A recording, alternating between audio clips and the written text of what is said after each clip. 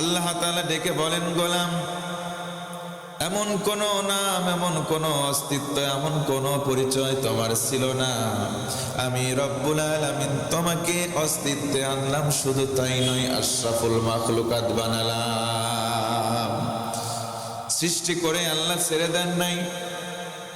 সৃষ্টি জগতের মধ্যে কত মাখলুকাত রয়েছে, গরু রয়েছে, ছাগল রয়েছে, ভেড়া রয়েছে, উট, দুম্বা, কুকুর, শুকর আছে, চার পায়া দো পায়া কত জন্তু জানোয়ারের ভেতরে আল্লাহ রব্বুল আলামিন মানুষদেরকে আশরাফুল মাখলুকাত বানালেন। জোরে বলি সুবহানাল্লাহ। আল্লাহ তাআলা ইচ্ছা করলে কোন বলে আমাদেরকে বানাতে পারতেন, কিন্তু আমাদেরকে কোন বলে না তৈয়ার করে মায়ের গর্ভে বিশেষ প্রক্রিয়ায় আমাদেরকে জন্ম দিলেন। একটা মা যখন গর্ভে সন্তানকে ধারণ করে, আল্লাহ কোরআনে বলেন, ওয়াহনান আলা ওয়াহান, কষ্টের পরে কষ্ট স্বীকার করে একটা মা তার সন্তানকে গর্ভে ধারণ করে।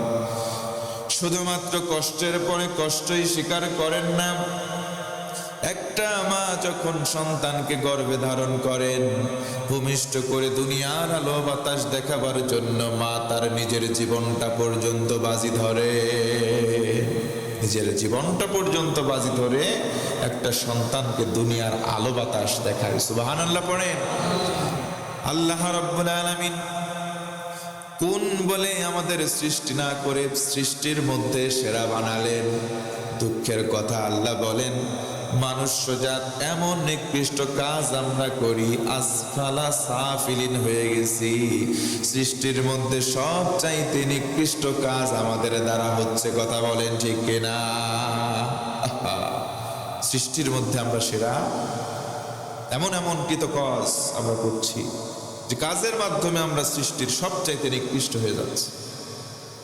কোন কুকুরকে দেখবেন কোনোদিন হত্যা করে না, কোন শুকরকে দেখবেন কোনোদিন হত্যা করে না, কোন ছাগলকে হত্যা করে না, কোন গরুকে হত্যা করে না। চারপায়া জন্তু জানোয়ার, হিংস্র জন্তু জানোয়ার নিজের স্বজাতি ভাইদেরকে কোনোদিন হত্যা করে না। দেখছেন কেউ ভাই? কোনোদিন আমরা শুনি নাই। কিন্তু মানুষ্য জাত এতটা নিকৃষ্ট খারাপ জাত, আল্লাহ বলেন আসফালা সাফিলিন, এরা মানুষ হয়ে মানুষ স্বজাতি ভাইকে হত্যা করে। কথা বলে ঠিক কিনা? আমরা সৃষ্টির মধ্যে উৎকৃষ্ট, সবচাইতে দাম মাগার সৃষ্টির ভেতরে এমন এমন কৃতকর্ম, এমন এমন কাজ করছি যে কাজের মাধ্যমে আমরা সৃষ্টির ভেতরে সবচাইতে নিকৃষ্ট জাতিতে পরিণত হয়েছি। আল্লাহ আমাদের হেফাজত করুন, পড়ি আমিন। আল্লাহ বলেন, মারিয়াম আলাইহিস সালামকে আমি পুত্র সন্তানের শুভ সংবাদ দিলাম ফেরেশতার মাধ্যমে। মারিয়াম আলাইহিস সালাম আল্লাহর কাছে বললেন, আল্লাহ, আমার তো বিয়ে হয়নি, আমি তো আনম্যারিড, আমি তো কুমারী, এমনকি কোনোদিন জেনা করার নিমিত্তেও কোনো পুরুষ আমাকে ছুঁয়ে দেখে নাই। সুবহানাল্লাহ পড়বেন না? আর আজকের জামানায় অনার্স মাস্টার্স করে একটা মেয়ে 100 জনের উপরে যদি সমীক্ষা চালানো হয়, তাদের বেশিরভাগের সতীত্বেরই ঠিক থাকে না। কথা বলে ঠিক কিনা? অথচ মারিয়াম আলাইহিস সালাম সে সময় বললেন, পুরুষ তো দূরের কথা, তার সঙ্গে সম্পর্ক, গভীর সম্পর্ক দূরের কথা, কোনো পুরুষ তো আমাকে এই পর্যন্ত স্পর্শ করে নাই। সুবহানাল্লাহ কোন? আল্লাহ তাআলা পরক্ষণে বললেন, আমি আল্লাহর ইচ্ছা, আমি আল্লাহ কযা রায় দিয়েছি, সিদ্ধান্ত নিয়েছি, যেটা বাস্তবায়ন করব সেটা। জোরে আরেকবার বলেন সুবহানাল্লাহ। আল্লাহ তাআলা মারিয়াম আলাইহিস সালামের গর্ভেই আল্লাহর নির্দেশনা মোতাবেক রূহ ফুঁকে দিলেন ঈসা পয়গম্বর আলাইহিস সালাতু ওয়াস সালাম। আরেকবার পড়ি সুবহানাল্লাহ। আল্লাহ রাব্বুল আলামিন পরক্ষণে বলেন, وَيُعَلِّمُهُ الْكِتَابَ وَالْحِكْمَةَ وَالتَّوْرَاةَ وَالْإِنْجِيلَ। আওয়াজ করে বলুন আল্লাহু আকবার। আল্লাহ তাআলা বলেন, মারিয়াম, তিনি তোমার পুত্রকে কিতাব দিবেন, কিতাবের শিক্ষা প্রদান করবেন, হিকমত প্রজ্ঞা দান করবেন, জ্ঞানের উচ্চতম স্থান দান করবেন। শুধু তাই নয়, পূর্বের তাওরাত এবং ইনজিলের শিক্ষা প্রদান করবেন, দাওয়াতি ফর্মুলার প্রক্রিয়া বলে দেবেন, কেমনে মানুষের মাঝে দাওয়াতি কাজ করতে হয় সেই প্রক্রিয়াটাও বলে দেবেন কে? আল্লাহ। দাওয়াতি প্রক্রিয়া শুধু এখন নয়, অতীতেও ছিল, এখনো আছে, ভবিষ্যতেও থাকবে কি থাকবে না? জোরে বলেন, থাকবে কি থাকবে না? থাকবে। আল্লাহ তাআলা পরক্ষণে ফেরেশতাদেরকে মাধ্যম করে আরো বলালেন, রাসূলান ইলা বানি ইসরাঈল। ফেরেশতারা আরো বলে তিনি তাকে রসুল করে বনি ইসরায়েলের জন্য সিলেকশন করলেন, মনোনয়ন করলেন। জোরে আরেকবার সুবহানাল্লাহ। বনি ইসরায়েলের জন্য তাকে সিলেকশন করা হলো, তাকে মনোনয়ন দেওয়া হলো। মনোনয়ন দেওয়ার পরে তাকে বনি ইসরায়েলের জন্য যখন ঘোষণা হয়ে গেল, ঈসা পয়গম্বর আলাইহিস সালাতু ওয়াস সালাম তিনি জনগণের সামনে গিয়ে বললেন, ও আমার জনগণেরা, আন্নী, নিশ্চয় আমি, আখলুকু লাকুম, তোমাদের কাছে এসেছি, মিনাত তিন, আল্লাহ তাআলার পক্ষ থেকে কাদামাটি নিয়ে একটি প্রস্তরখণ্ড, একটি কাদামাটি, একটা কাদার জটলা নিয়ে এসেছি। আল্লাহর পক্ষ থেকে একটা মুজিজা দেখাবো, এটাকে দিয়ে আমি পাখি বানাবো, এই পাখির মধ্যে ফু দেওয়ার সাথে সাথে পাখিটা তাজা হয়ে যাবে। সুবহানাল্লাহ। আল্লাহ তাআলা ঈসা নবীকে মনোনয়ন দিলেন বনি ইসরায়েলদের জন্য। এবার তিনি যখন মনোনয়ন পেলেন, নবুয়ত পেলেন, বনি ইসরায়েলের সবার সামনে এসে বললেন, শোনো, আমি তো আল্লাহর পক্ষ থেকে এসেছি, আমি পয়গম্বর, তবে তোমাদের কাছে আমি যে পয়গম্বর এটার একটা মুজিজা দেখাতে চাই। আমার হাতে কাদামাটি আছে। কি মাটি? কাদামাটি। কাদামাটির খামিরা করে একটা পাখি অবয়ব বানালেন, বললেন এটাকে আমি এখন আল্লাহর নাম নিয়ে ফু দেব, এর ভিতরে প্রাণের সঞ্চার হয়ে যাবে। বলেন সুবহানাল্লাহ। প্রত্যেকটা নবী আলাইহিস সালাতু ওয়াস সালামের মুজিজা ছিল, প্রতিটা নবী আলাইহিস সালাতু ওয়াস সালামের মুজিজা ছিল, এক একজনের মুজিজা এক এক রকম। ঈসা পয়গম্বর আলাইহিস সালাতু ওয়াস সালামের মুজিজার ব্যাপারে এই আয়াতে কারিমার মধ্যে বলা হয়েছে। আল্লাহর নবী ঈসা পয়গম্বর আলাইহিস সালাতু ওয়াস সালাম বললেন, কাদা মাটি দিয়ে একটা পাখি বানাবো, পাখির মধ্যে ফু দেব, আল্লাহর হুকুমে ওই পাখিটা উড়ে চলে যাবে। সুবহানাল্লাহ বলবেন না? তাহলে এটা কি আশ্চর্যের নয়? তাহাজ্জাবা, যা কিছু ওয়ান্ডারফুল, যা কিছু আশ্চর্যিতের হবে, অর্থাৎ স্বাভাবিকের বিপরীত যা হবে এটা আল্লাহর পক্ষ থেকে ছাড়া সম্ভব নয়। এটা মুজিজা, এটা অসক্ষমতাকে অক্ষম করে দেয়। ইজাজ শব্দ থেকে মুজিজা শব্দ এসেছে। ইজাজ, মুজিজা এমন শব্দ যার অর্থ হচ্ছে স্বাভাবিক শক্তিকে অক্ষম করে সেটার উপরে অস্বাভাবিক কিছু করে দেখানোর নাম মুজিজা। সুবহানাল্লাহ। তাহলে আমার আপনার হাতে যদি কাদা মাটি পুতুল দেওয়া হয় পাখির, আমি আপনি যদি 10 বার ফু দেই, ওটা কি পাখি হয়ে উড়ে যাবে? আচ্ছা 10 বার মনে করলেন কম হলো, 100 বার যদি ফু দেই উড়বে? কারণ আমাদের হাতে মুজিজা নাই। তবে মনে রাখবেন, আল্লাহর কিছু ওলি আছেন, আল্লাহর কিছু পেয়ারা বান্দা পৃথিবীতে আছেন। এটা ছিল, আছে এবং ভবিষ্যতেও থাকবে। আল্লাহর কিছু ওলি আছে, আল্লাহর কিছু পেয়ারা বান্দা আছে, তাদের দ্বারাও কিছু কারামত সংঘটিত হয়। এই কারামত কিন্তু সত্য। তবে সব কারামত, সব গণহারে কারামত দেখাতে পারে এটাও কিন্তু মানবেন না, কারণ হক্কানি মানুষের সংখ্যা খুবই কম হয়। হক্কানি মানুষের সংখ্যা হাতে গোনা, হয়তো 2-1টা। হক্কানি মানুষ কখনো বলবে না আমি হক। হক্কানি মানুষ বলে বেড়াবে না, ঢোল পিটাবে না, আমার দরবারে আসো, আমার কাছে সিন্নি দাও, আমার কাছে গরু নিয়ে আসো, ছাগল নিয়ে আসো। দেখবেন কিছু কিছু জায়গায় গরু ছাগল নিয়ে হাজির হয় মুরিদান। ওই যে বাবা যেখানে বসে আছে, বাবার চারপাশে গরু ঘুরানো হয়, তারপরে জব করা হয়, ওটা দিয়ে খিচুড়ি পাকানো হয়, তারপরে বিলি করা হয়। তাবারক আছে না নাই? সরাসরি শিরকের পর্যায়ে চলে যায়। দেখে বলে দয়াল বাবা। বাবা ন্যাংটা হয়ে বসে আছে, গাঁজা মনের পর মন খায়, আর তারে বলা হয় দয়াল বাবা। কি ভাই বলা হয় না? দয়াল বাবা বললে আপনার ভিতরে শিরকিয়াতের গন্ধ চলে আসে। কারণ রহিম আর রহমান এই দুইটা গুণবাচক নাম কার? রহিম, রহমান এই দুইটা গুণবাচক নাম কার? আল্লাহ। দয়ালু যদি কেউ হন, দয়াল যদি কেউ হন, একমাত্র আমাদের রব কে? দয়াল আল্লাহ। দয়াল কে? আল্লাহ। প্রকৃত দয়াল আল্লাহ। এখন পৃথিবীতে আমরা দয়াল বাবা বানাইছি। আসলে বাবা তো নিজের প্রতি দয়া করতে পারে না। শীতের বেলা উলঙ্গ হয়ে বসে আছে, গাঁজা খায় মনের পর মন। ও বেটা নিজের উপরে জুলুম করতেছে, তো জালেম। কথা বলেন ঠিক কি? মাঝে মধ্যে গিয়ে ওদেরকে জিজ্ঞেস করবেন, পারবেন না, যে বাবা ন্যাংটা হয়ে বসে আছো, শীতের বেলা শীত লাগে না? ও তো আর কথা বলে না, গাঁজা খায়, মুস টুস দেখবেন এই পর্যন্ত পড়ে আছে, পানি খাওয়ার সময় দেখবেন মুস তুলে তারপর পানি খাওয়া লাগে। পাশ থেকে সেলা সামান্ডারা আছে, ওদের চোখ বড় বড়, এই বাবা কিন্তু ধ্যানে আছে, বাবারে কিছু বলবে না, বাবারে কিছু বলবে না, বাবা ন্যাংটা হয়ে থাকতে পারে, বাবার ভিতরে কিন্তু মাল আছে, যা মাল মশলা সব তো দেখাই যাচ্ছে, ওর ভিতরে কি মাল আছে, তার মানে ভণ্ডামি ছাড়া এগুলো কিছু নাই। কথা বলেন ঠিক কিনা?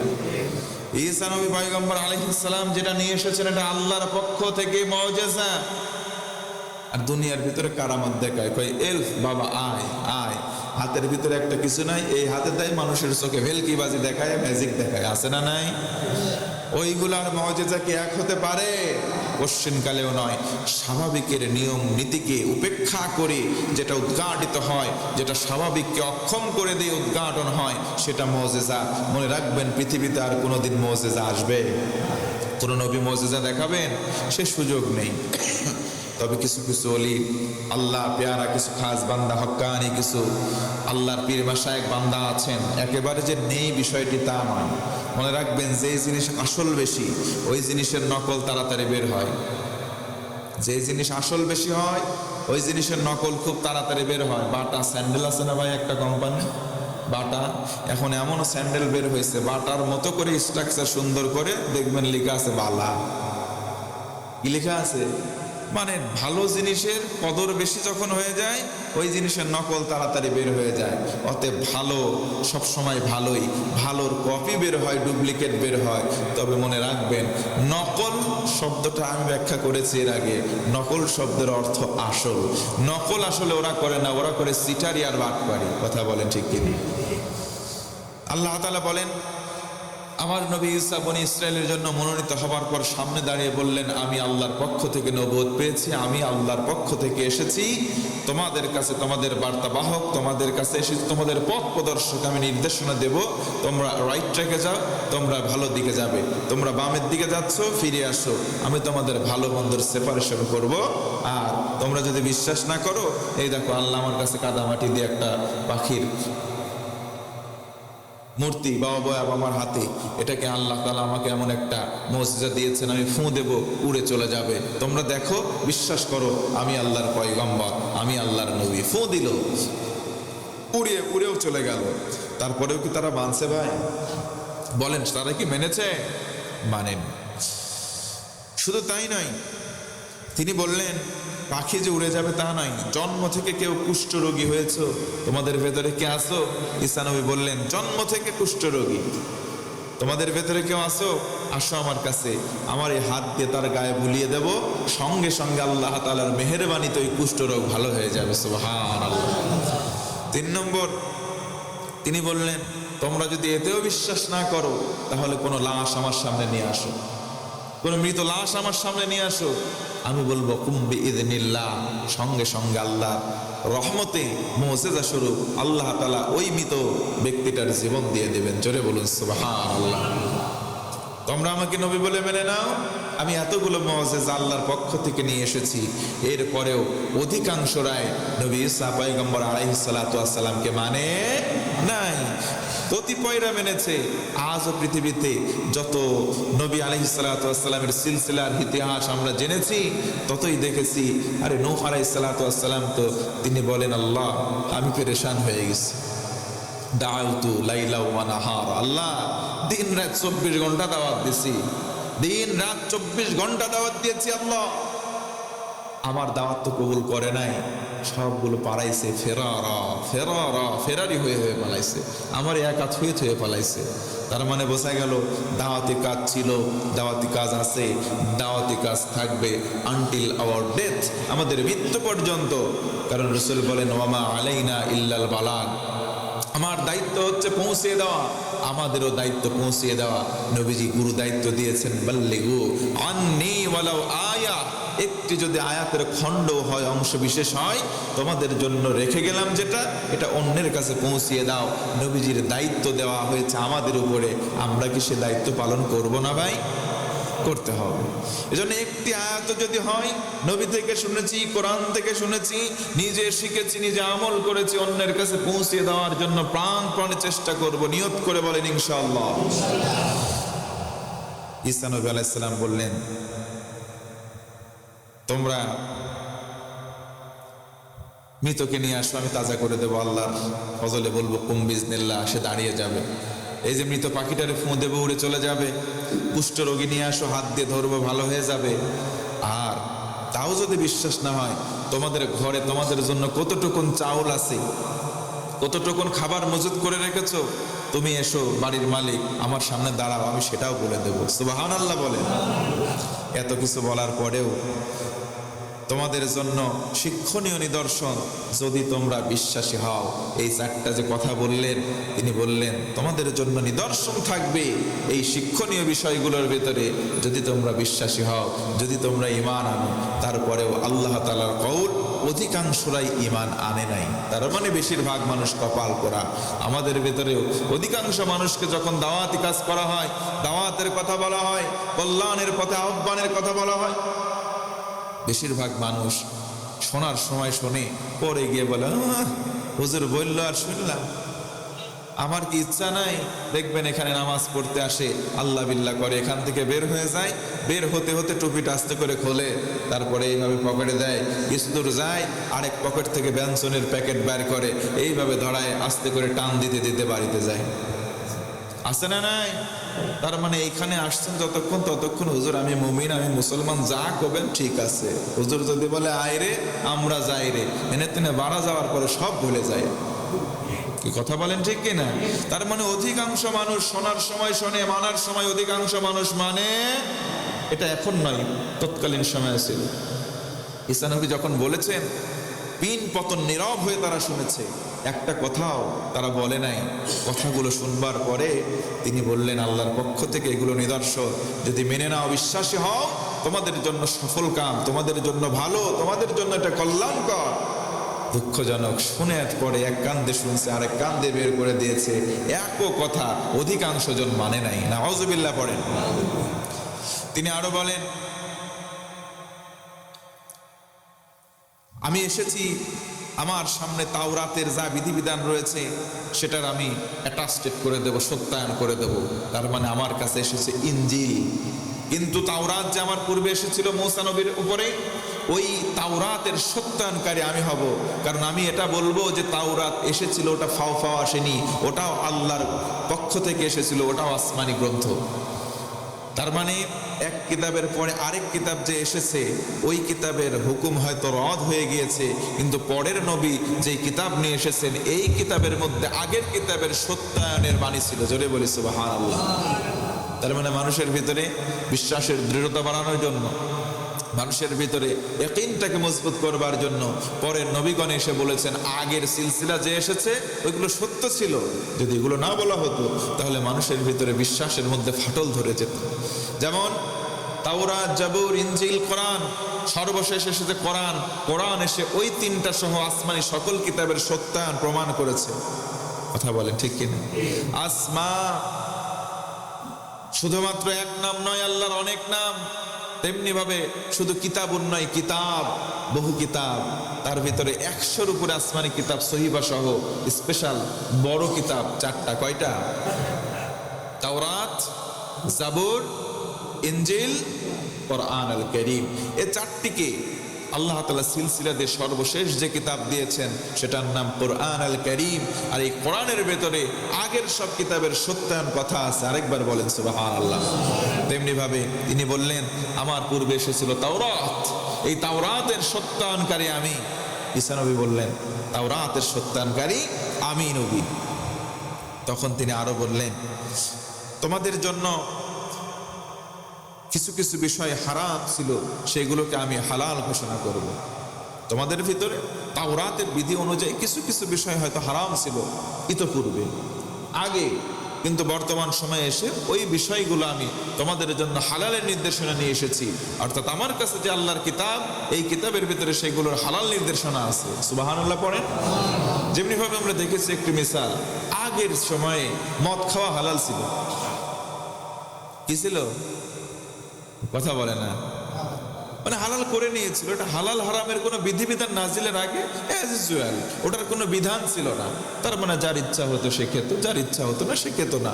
অর্থাৎ হুকুম খেতে হবে বা খেতে হবে না এমন কোনো রুলস, এমন কোনো আইন ছিল না, অনেকে মদ খেত, সে সময় তো মদ খেত পিওর, ফলের রস দিয়ে তৈরি মদ খেত। যারা মদ টদ খায় তারা বলতেছে হুজুর আটটু ওয়াজ করেন, আজকেই যায় খাবো, আছে নাকি? তো তওবা করেন, তওবা করে যারা মদ মাদকতা সিগারেট খায় ভাই আজকে খেয়ে আর খাবো না, এই কথা না, আজকেও খাবো না আরও খাবো না, আমাদের নিয়ত হতে হবে এরকম। কথা বলেন ঠিক কিনা?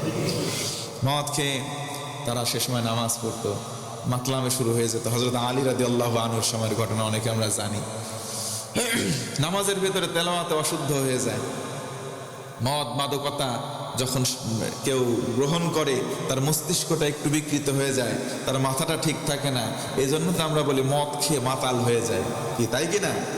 তো মদের মাত্রাটা হারাম করে দেওয়া হলো, তারপরে একে একে না আস্তে আস্তে ধীরে ধীরে, কারণ মদের ব্যাপারে সে সময় কোনো নির্দেশনা ছিল না। মানুষ খেত, মদ খেয়ে নামাজে দাঁড়াতো, মানুষ সেটাকে হালাল অথবা হারাম এটা তোয়াক্কা করতো না। আল্লাহ তাআলা পরক্ষণে বলেন যে তোমরা মদ খেও না, যদি তোমরা মদ খাও এটা তোমাদের জন্য ভালো, তবে খারাপের পরিমাণটা বেশি। সুবহানাল্লাহ পড়বেন না? দেখেন আল্লাহ কত মোলায়েম ভাষায় ওয়াজ করতেছেন, কারণ মদখোরদেরকে ডাইরেক্ট যদি বলা হয় মদ খাওয়া বন্ধ, ওরা কিন্তু গোসা করবে, ওরা সহজে মানতে চাইবে না। আল্লাহ সিস্টেম কত নরম করে, মদ খাওয়া ভালো, নাফিউন উপকার আছে মদে, তবে উপকারের চাইতে ক্ষতির পরিমাণ বেশি। দেখেন আল্লাহ কেমনে ওয়াজ করলেন, আপনারে বলতেছেন এটা করতেছো, এটা উপকার, তবে এর চাইতে এইটা করো, তার মানে এই রাস্তায় যাচ্ছ এটা তোমার জন্য কল্যাণের, কিন্তু এই রাস্তায় যেও না, এটা তোমার জন্য আরো কল্যাণের। সুবহানাল্লাহ পড়েন। মদ খাও শরীরের জন্য উপকার, তবে উপকারের চাইতে ক্ষতির পরিমাণ বেশি। তার মানে স্পষ্ট কথা হলো মদ খাওয়া আমাদের জন্য ক্ষতি। কথা বলে ঠিক কিনা? এরপরে আস্তে আস্তে যে লোটার মধ্যে রাখা হতো, ডিশের মধ্যে, গামলার মধ্যে, গামলাকে হারাম করা হলো। মদের পাত্র হারাম, মদ রাখবেন কোনে? পাতাই করে খাওয়া শুরু করলো অনেকে, পাতা করে খাওয়া শুরু করলো অনেকে, চুল্লু করে খাওয়া শুরু করলো। না, আস্তে আস্তে ধীরে ধীরে ধীরে ধীরে এইগুলোকে হারাম ঘোষণা করা হলো। আমরাও যারা মদ মাদকতার সঙ্গে আসক্ত আছি, আমরা নিয়ত করি না ভাই মদ মাদকতা সিগারেট ধূমপান যা কিছু করি ছেড়ে দেবো ইনশাআল্লাহ। কম এত আসতে বললেন, জোরে হিম্মত নিয়ে বলেন ইনশাআল্লাহ। কারণ এই মাদকাসক্ত যদি এই জাতি হয়ে যায়, এই জাতির দ্বারা ভালো কিছু আশা করা যাবে না। কিছু মনে নেবেন না, একটা বড় কথা বলি, কিছু মনে নেবেন না, একটা বড় কথা বলি। আমার গায়ে যদি আমি ব্লেড দিয়ে এরকম আঁচড় দিই, কেটে যাবে না? এই জায়গায় যদি আমি আগুন জ্বালাই, হাত দিলে পুড়ে যাবে না? পানি আছে, সাঁতার পানি, আমি যদি লাফ দিয়ে সাঁতারা না কাটে আমি ডুবে মারা যাব না? তার মানে আমার ভিতরে যদি আকল থাকে, বুদ্ধি থাকে, আগুন প্রজ্বলিত করার পরে আমি হাত দিয়ে বেশিক্ষণ রাখবো না। যে ব্যক্তি হাত বেশিক্ষণ রাখবে তার হাত পুড়ে যাবে। আমরা জানি আকলবান মানুষ, বুদ্ধিমান মানুষ কখনো হাত বেশিক্ষণ রাখবে না। একটু আমার সঙ্গে কথা বলেন, রাখবে? যদি কেউ রাখে বুঝতে হবে তার আকল ঠিক নাই, তার মানে সে মেধা নাই, তার মধ্যে আকল নাই, জ্ঞান নাই, সে পাগল। সে কি? সে তার নিজের হিতাহিত জ্ঞান বুঝছে না, কোনটা ভালো কোনটা মন্দ না বুঝে সে আগুনের মধ্যে হাত দিয়েছে, তার হাত ঝলসে যাবে। কেউ যদি সাঁতারে লাফ দেয়, সাঁতার না জানে, পাগল যদি হয় সে লাফ দিবে, কারণ সে জানেই না ওখানে লাফ দিলে সে ডুবে মারা যাবে। তেমনি ভাবে দেখবেন টোবাকো, শলাকা, তামাকজাত পণ্য বাংলাদেশে যেগুলো আছে প্রতিটা প্যাকেটের গায়ে লেখা আছে সংবিধিবদ্ধ সতর্কীকরণ, ধূমপান ক্যান্সারের কারণ। আছে না নাই? সংবিধিবদ্ধ সতর্কীকরণ, ধূমপান মৃত্যু ঘটায়। সংবিধিবদ্ধ সতর্কীকরণ, ধূমপান স্বাস্থ্যের জন্য ক্ষতিকর। আছে না নাই? তো আমি আপনি আকলবান না, আমি আপনি বুদ্ধিমান, আমি আপনি ভালো সুস্থ মস্তিষ্কের অধিকারী, ওই জায়গায় দেখলাম যে ধূমপান করলে আমার ক্যান্সার হতে পারে, আমার মৃত্যু হতে পারে, আমার স্বাস্থ্যের জন্য হানি ক্ষতি হতে পারে। এরপরেও যদি আপনি স্বজ্ঞানে ওটা খান, আমি বলবো আপনি মস্তিষ্কহীন, আপনি একটা পাগল। কথা বলেন না কেন? আপনাকে যদি কেউ ভালো বলে এ অন্যায় বললো, কারণ আপনি ভালো না, আপনি পাগল। আপনার মস্তিষ্কের ভেতরে কুকুরে পেশাব করেছে, আপনার মেধা বলতে কিছু থাকতে পারে না। আপনি ঠিক বললেও ঠিক, না বললেও ঠিক। কারণ যে জেনে শুনে আগুনে হাত দেয়, জেনে শুনে পানিতে ঝাঁপ দেয়, সে কখনো আকলবান হতে পারে না, সে পাগল। যে জেনে শুনে নিজের ক্ষতি করে, সেও ভালো মানুষ হতে পারে না, সেও পাগল। রাগ করলেন ভাই?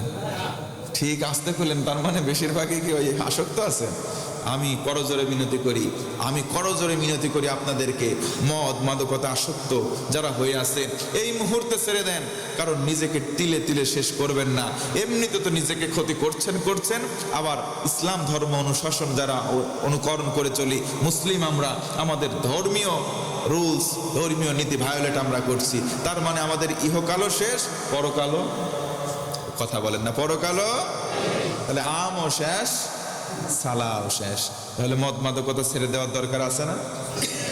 এই মদ মাদকতার কারণে বর্তমানে পরিস্থিতি এমন হয়ে দাঁড়িয়েছে, যুবক তার বাবার গলায় সুই ধরতেছে, টাকা দাও। মেয়েরা পর্যন্ত তার বাবা মায়ের গলায় সুই ধরতেছে। ওই যে দেখছেন না কয় সালে ঘটে গেছে, ঐশী বাপ মাকে পর্যন্ত হত্যা করেছে মাদকের টাকা না পেয়ে। আহা, দুঃখ লাগে। এটার জন্য শুধুমাত্র সন্তানরা দায়ী নয়, এটার জন্য শুধুমাত্র সমাজের মানুষজন দায়ী নয়, এটার জন্য অভিভাবক সমাজ সন্তানের জন্য দায়ী। আমি মনে করি সর্বপ্রথম তার পিতা এবং মাতা। আপনি যদি অ্যালাউ না করতেন, আপনার সন্তান সন্ততি কখনো ওই পথের দিকে ধাবিত হতে পারতো না। এই যে আমি 5 দিনের সফর করে আসলাম কক্সবাজারের বিভিন্ন থানাতে। আমি যখন কক্সবাজার সদরে 2 দিন ছিলাম, আমি বিচে গেছি, কমিটির লোকজন আমাকে নিয়ে গেছে, দেখেছি আহা এমন একটা পরিস্থিতি হয়েছে সেই জায়গার মধ্যে। আহা, বাপ মা সন্তান আদি নিয়ে এসেছে, সবাই উলঙ্গ, সবাই মদ পান করতেছে, ওপেনে উন্মুক্ত, কেউ কিছু বলতেছে না। নাউজুবিল্লাহ বলবেন না? মানে এমন একটা পরিস্থিতি হয়েছে, তারা পর্দা করবে না। ওই জায়গায় যারা যাবে, পুরুষ মানুষ মুসলমান হইলে আমাদের এখন পর্দা করা লাগবে। এই যে বাড়ির থেকে বাপ মা এলাও করতেছে, সেখানে গিয়ে বিকিনি পরে বাপ মা মেয়ে একসঙ্গে গোসল করতেছে। তার মানে সমাজ থেকে নয়, পরিবার থেকে, হেডকোয়ার্টার থেকে শিক্ষা হচ্ছে তুমি এগুলো করো, এইগুলো হচ্ছে সোশ্যাল, এইগুলো হচ্ছে সামাজিকতা।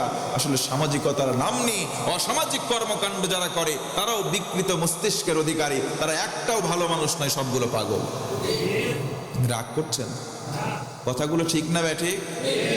তাহলে ওই যে বাপ মা এলাও করলো মেয়েকে, ওই মেয়ে কয়েকদিন পরে বয়ফ্রেন্ড নিয়ে গিয়ে হোটেলে থাকবে, বয়ফ্রেন্ড নিয়ে গিয়ে মদের বোতলে মুখ দেবে। তাহলে আপনি পরিবার থেকে এলাও করছেন, আপনি বাবা, আপনি মা, আপনি এলাও করছেন। আস্তে ছোট থেকে দেখবেন একদিনে বেল হয় না, তিল করে তারপরে তাল হয়। একদিন একটা এলাও করলেন, আরেকদিন আরেকটা এলাও করলেন, এভাবে যখন দেখবে কি রে বাপ মা তো কিছু বলে না, তখন আস্তে আস্তে ওই মেয়ে, আস্তে আস্তে আপনার ওই ছেলে বড় অপরাধ সংঘটিত করবে, যেগুলো প্রচলিত দেশীয় আইনে সেগুলো ক্রাইমের সমান হয়ে যায়। কথা বলেন ঠিক কিনা? আজকে অধিকাংশ ক্রাইম কেন হচ্ছে? এই যে দেখবেন মাঝে মধ্যে পথ শিশুরা ঢাকা শহরে থাকে, বিভিন্ন শহরে থাকে, এই পথ শিশুরা মাঝে মধ্যে ওই যে তারা গ্যাং তৈরি করে, কিশোর গ্যাং। এই কিশোর গ্যাংগুলো হচ্ছে কোথা থেকে? ওদেরকে অ্যালাউ করতেছে কারা? কিছু সমাজের দায়িত্বশীল মানুষ, নেতা নামের কুলাঙ্গারেরা। নিজেদের স্বার্থ সিদ্ধির জন্য তাদেরকে বলে আয়, হাতে ড্যান্ডি ধরায় দেয়, হাতে একটা বিসি ধরায় দেয়, হাতে একটা বোতল ধরায় দেয়, দিয়ে বলে নে মার, ওই জায়গায় ককটেল মেরে চলে আয়, তোদেরকে দেওয়া হচ্ছে। এই যে এইভাবে করে সমাজের অভিভাবক যারা, পরিবারের অভিভাবক যারা, এদের খামখেয়ালিপনার কারণে আজকে সমাজটা আমাদের একেবারে রসাতলে যেতে চলেছে। কথা বলেন ঠিক কিনা? এখনই সময় এসেছে থামার, সেখান থেকে ফিরে আসা। ঈসা নবী পয়গম্বর আলাইহিস সালাতু ওয়াস সালাম বললেন, এই এলাকার লোকজন, আমার জনপদের লোকরা, আমাকে নবুয়ত দেওয়া হয়েছে আর 4টি মুজিজার কথা বললাম। যদি তোমরা কুষ্ঠরোগী হও, আসো, হাত দেবো, ভালো হবা। আমার হাতে পাখি আছে, মাটির ফুঁ দেবো, পাখি আকাশে উড়ে যাবে। তোমরা মৃত মানুষকে নিয়ে আসো, আমি বলবো কুম বিইজনিল্লাহ, আল্লাহর ইজনে এসে দাঁড়িয়ে যাবে। শুধু তাই নয়, তোমরা ঘরে কি মজুদ করে রেখে এসেছো, আমার সামনে দাঁড়াও, আমি বলে দেবো তোমার বাড়িতে কতটুকু চাল আছে, ডাল আছে। সুবহানাল্লাহ। তোমরা এত দুবাইয়ের ভিতরে শিক্ষা নাও, আমাকে বিশ্বাস করে মেনে নাও। আল্লাহ বলেন না, অধিকাংশরাই বিশ্বাস করে নাই, শোনার সময় শুনছে, মানার সময় মানে নাই। আমাদের কি এই চরিত্র থাকা চাই?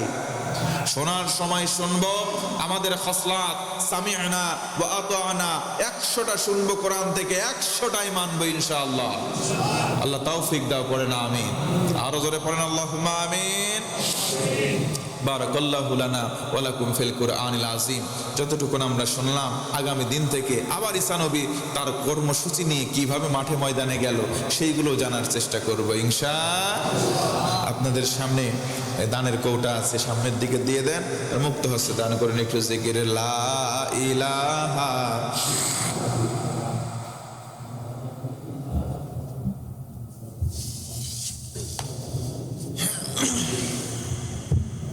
আল্লাহ